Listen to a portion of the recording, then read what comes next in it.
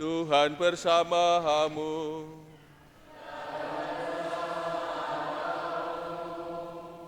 Inilah Injil suci menurut Yohanes.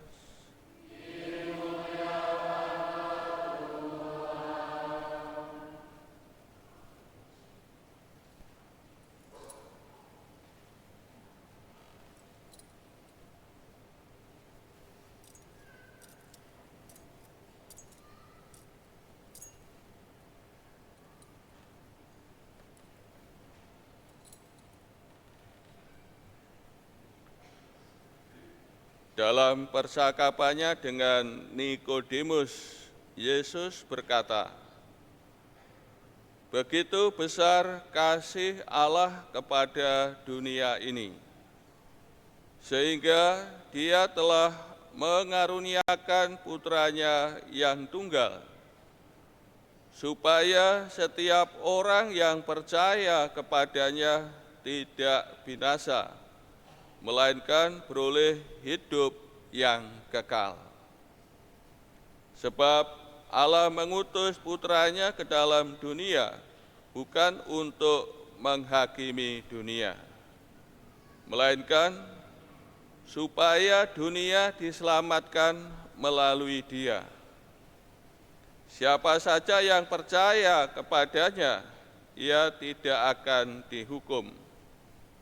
Siapa saja yang tidak percaya, ia telah berada di bawah hukuman, sebab ia tidak percaya dalam nama Putra Tunggal Allah."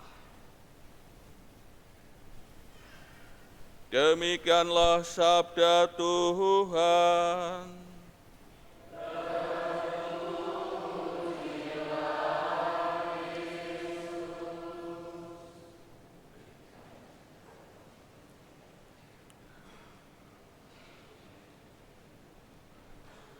Saudara-saudari yang terkasih, kita ini merayakan Hari Raya Tritunggal Maha Kudus.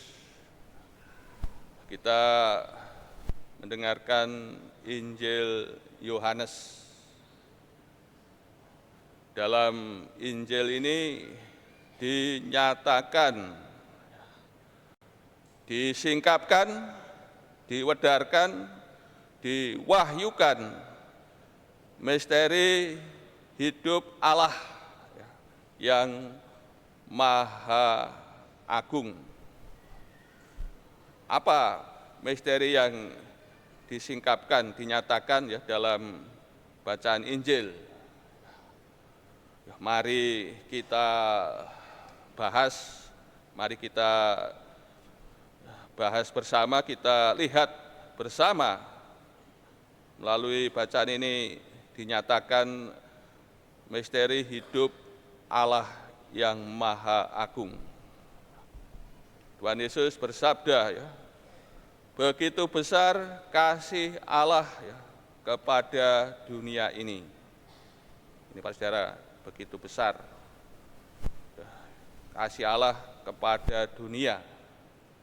Ya, ini hanya omon-omon atau apa ini ya? Omong doang, apa ngedabrus? Ada bukti ini enggak? Kalau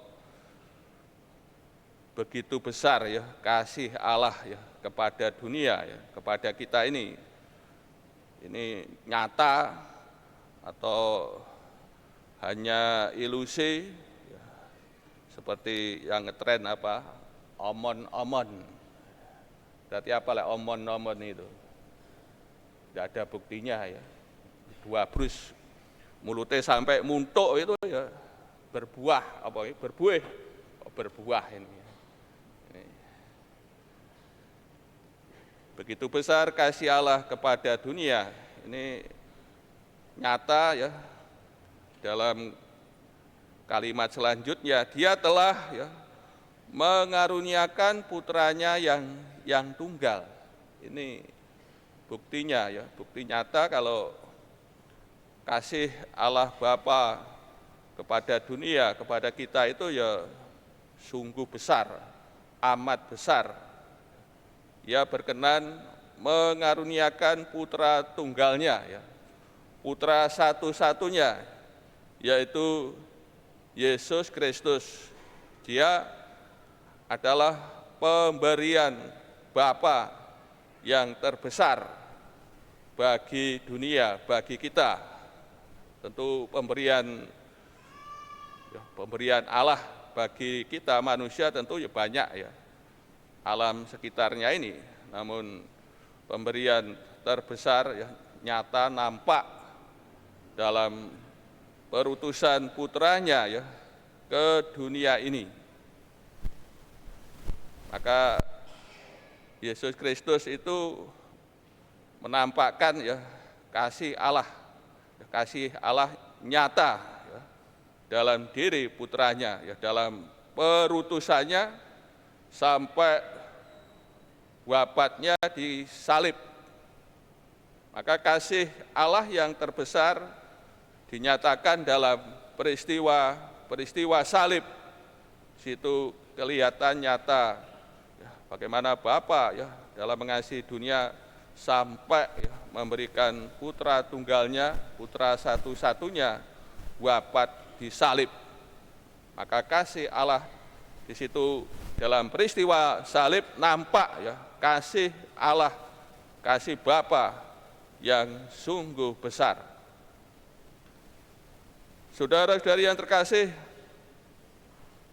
tujuan dari kasih Allah ini melalui putranya, kehadirannya, setiap orang yang percaya, ya, kepadanya, ya, tidak binasa, ya, melainkan beroleh hidup yang kekal. Ini tujuan dari kasih Allah, ya, dinyatakan, ya, secara positif dan negatif, ya, dalam bacaan Injil ini, ya, supaya memperoleh hidup yang kekal, supaya dunia diselamatkan melalui Dia. Dan dirumuskan secara negatif, tujuan kasih Allah itu, ya, supaya yang percaya, ya, tidak binasa, ya, tidak dihukum. Ini perumusan akan kasih Allah, ya, kepada dunia itu, ya. Saudara-saudari yang terkasih, kedatangan Sang Putra ke dunia ini, ya, tidak untuk menghukum,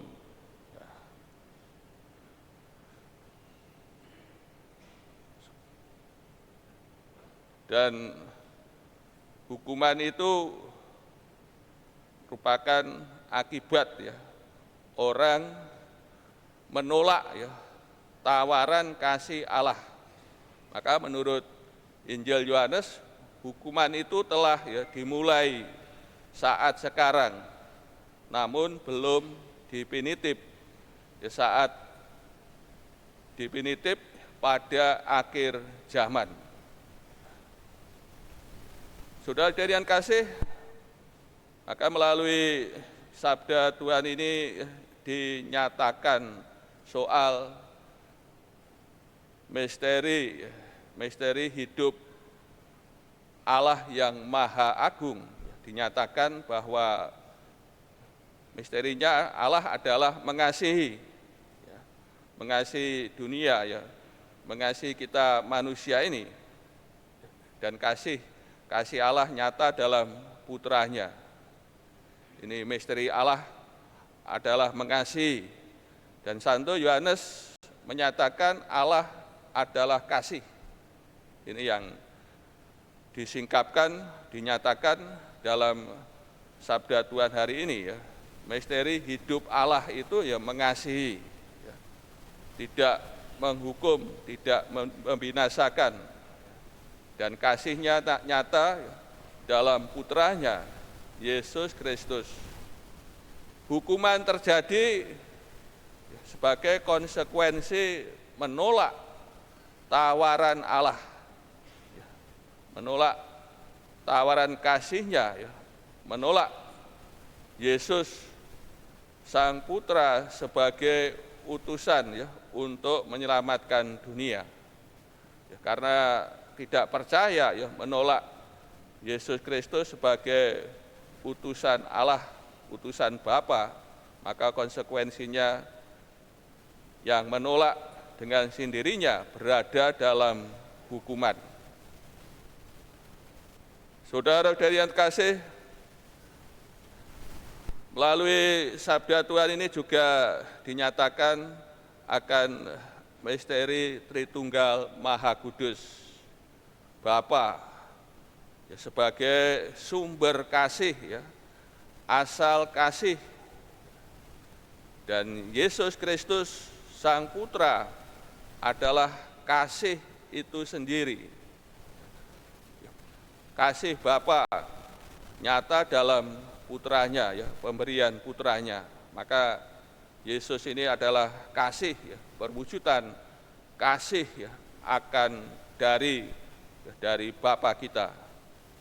Lalu Roh Kudus di mana letaknya? Dinyatakan dalam bacaan Injil hari ini. Roh Kudus adalah roh kehidupan. Ia adalah akibat dari tanggapan secara positif akan tawaran Allah, yaitu kasih di dalam Kristus. Ini Roh Kudus peranannya di sini sebagai akibat kita menanggapi tawaran Allah, ya. Kita menanggapi tawaran Allah yang adalah kasih, ya, di dalam Yesus Kristus. Maka akibat kita menanggapi dan percaya ya kepada Yesus Kristus, ya, kita diberi Roh Kudus, penolong yang lain, ya, penolong yang satu adalah Tuhan kita Yesus Kristus. Setelah paripurna Tuhan Yesus dalam karyanya di dunia ini, ya, Roh Kudus diberikan kepada kita sebagai penolong yang lain, sebagai roh, ya, kebenaran. Maka Roh Kudus bagaimana melalui sabda ini, ya, akibat dari tanggapan secara positif tawaran Allah yang adalah kasih dalam Kristus, kita diberi Roh Kudus sehingga kasih Allah di dunia ini dengan Tuhan Yesus kembali kepada Bapaknya, ya, tetap berlangsung, ya, di dunia ini. Saudara-saudari yang terkasih, kita yang senantiasa ya dikasih oleh Allah, ya, melalui putranya. Ini pengalaman melalui sabda Tuhan ini dinyatakan kepada kita, ya, kita adalah orang yang dikasihi oleh Allah dalam Yesus Kristus putranya. Ini pengalaman nyata dalam hidup kita, ya, kita dikasihi. Bagaimana kira-kira kalau seorang anak itu dikasihi oleh orang tuanya? Kira-kira bagaimana yang terjadi?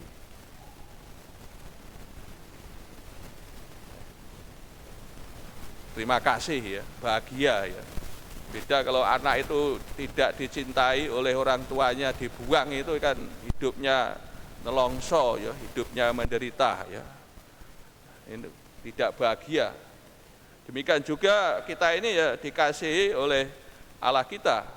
Maka tentu kebahagiaan, ya, ini yang kita alami, ya, dalam hidup, kebahagiaan dalam hidup sebagai murid-murid Kristus. Ini kita benar-benar, ya, mengalami bahagia, ya, mengalami sukacita. Kita punya pengalaman dikasihi oleh Allah, maka berdasarkan pengalaman ini tentu kita dapat mengasihi diri kita dan juga mengasihi sesama kita. Beda kalau anak itu tidak punya pengalaman dikasihi oleh orang tuanya, ya tentu sulit untuk mengasihi dirinya sendiri, apalagi mengasihi orang lain. Yang ada dalam dirinya adalah pemberontakan. Kita yang dikasihi Allah, tentu kita juga dapat mengasihi diri kita dan sesama kita. Maka melalui sabda Tuhan ini, Tuhan memberi perintah kasih itu, maka nyata ya, maka kita tentu dimampukan atas pengalaman kasih dari Allah kita, dan tentu kita akan dapat ya mengasihi diri kita dan sesama kita. Saudara dari yang terkasih, melalui Hari Raya Tritunggal Maha Kudus ini, hendaknya kita dapat beriman ya secara benar, mengakui 3 pribadi ilahi yang luhur dan menyembah satu Allah yang kuasa.